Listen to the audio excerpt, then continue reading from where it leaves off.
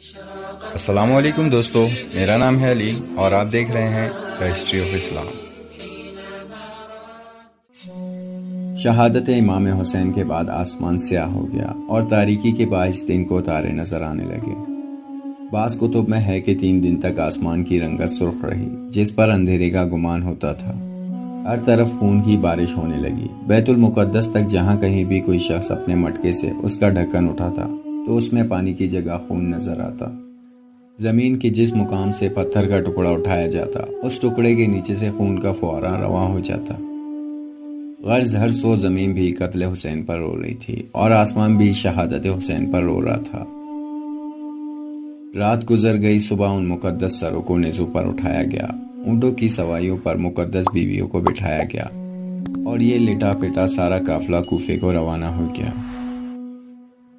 لشکر یزید نے اپنی تمام لاشوں کو جمع کیا اور انہیں دفن کر کے روانگی کا اعلان کر دیا، مگر اہل بیت کی لاشوں کو دفن کرنے کی کوئی ضرورت محسوس نہ کی۔ بےغیرتوں نے امام پاک کے خاندان اور ساتھیوں کے جسموں اور لاشوں کو اسی جگہ بے گور و کفن چھوڑ دیا۔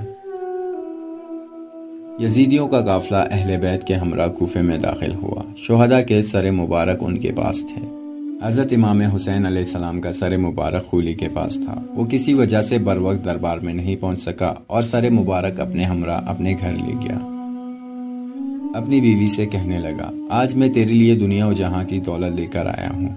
سنگ دل خولی لمبی تان کر سو گیا، مگر اس کی بیوی سر مبارک کے سامنے بیٹھ گئی اور ساری رات رو رو کر گزارتی۔ اس نے دیکھا کہ زمین و آسمان تک نور ہی نور پھیلا ہوا ہے اور سر مبارک کے ارد گرد عجیب شکل کے نورانی پیکر طواف کر رہے ہیں۔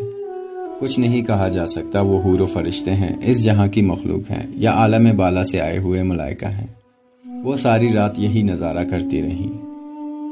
صبح بدبخت خولی اٹھا اور امام پاک کا سر انور ابن زیاد کے پاس لے گیا۔ امام علی مقام کا سر انور باقی سروں کے ساتھ اور خانواد رسول کے باقی قیدیوں کے ساتھ اس بدبخت ابن زیاد کے تخت کے سامنے پیش کیا گیا۔ وہ بدبخت اس وقت تخت پر بیٹھا تھا، اس کے ہاتھ میں چھڑی تھی۔ اس نے چھڑی لے کر سیدنا امام حسین کے دندان مبارک پر ماری اور کہا، دیکھ سر اکڑ کے چلنے والوں، آج تو اپنے انجام کو پہنچ گیا۔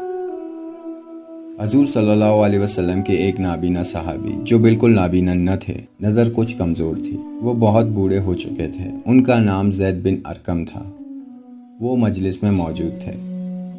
ابن زیاد کی چھڑی کو جب امام علی مقام کے مبارک لبوں پر دیکھا تو وہ چیخ اٹھا، کچھ تو حیا کر زیاد کے بیٹے، میں نے اپنی آنکھوں سے حضور کے لبوں کو ان لبوں پر دیکھا ہے۔ حضور ان لبوں کو چوما کرتے تھے۔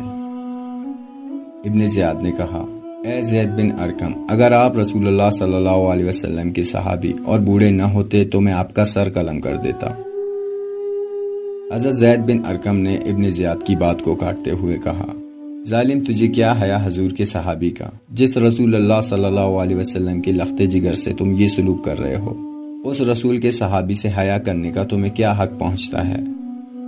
اسی اسنا میں ایک اور صحابی کھڑے ہوئے اور کہا، اے قوم عرب، آج سے تم سب غلام ہو گئے۔ تم نے فرزند رسول کو قتل کیا اور مرجانہ کے بیٹوں کو اپنا حاکم بنا لیا، جو اچھوں کو قتل کر رہا ہے اور بروں کو غلام بنا رہا ہے۔ تم نے ذلت کو گوارا کیا اور جو ذلت کو گوارا کرے اس پر خدا کی مار ہو۔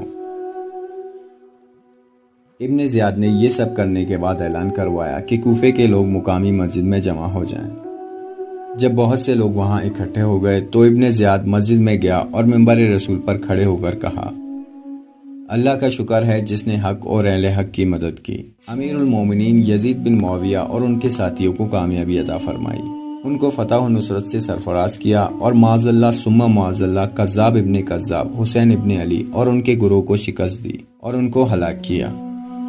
جب اس بےغیرت نے حضرت امام حسین اور ان کے والد گرامی حضرت علی المرتضیٰ کو کذاب کہا تو حضرت عبداللہ ازدی جو محب اہل بیت تھے، دونوں آنکھوں سے معذور تھے، وہ ابن زیاد کی گستاخی برداشت نہ کر سکے، بےتاب ہو کر کھڑے ہو گئے اور غصے سے کانپتے ہوئے فرمایا، اے ابن مرجانہ، تو ہی جھوٹا ہے، تیرا باپ جھوٹا ہے اور جس نے تجھے حاکم بنایا وہ بھی جھوٹا ہے۔ حسین علیہ السلام سچے ہیں، ان کے باپ سچے ہیں، ان کے نانا سچے ہیں، تم لوگ اولاد رسول صلی اللہ علیہ وسلم کے قتل کے مجرم ہو اور باتیں صدیقین جیسی کرتے ہو۔ ابن زیاد نے انہیں فوراً پکڑ کر گرفتار کرنے کا حکم دیا۔ حضرت عبداللہ کی قوم کے بہت سے لوگ وہاں موجود تھے، لہٰذا انہوں نے ان کو چھڑا لیا، مگر ابن زیاد کو ان کا خون بہائے بغیر چین نہ آیا۔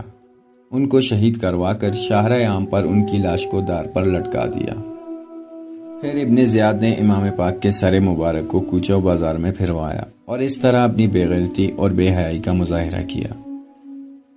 اس کے بعد امام اور ان کے تمام جانثار شہداء کرام کے سروں کو اور اسیران اہل بیت کو ایک جماعت کے ہمراہ شمر وغیرہ کی سرکردگی میں یزید پلید کے پاس اس حالت میں روانہ کیا کہ حضرت زین العابدین کے ہاتھ پاؤں کو زنجیروں میں جکڑ دیا گیا تھا اور بیویوں کو اونٹوں کی ننگی پیٹھوں پر بٹھا دیا گیا تھا۔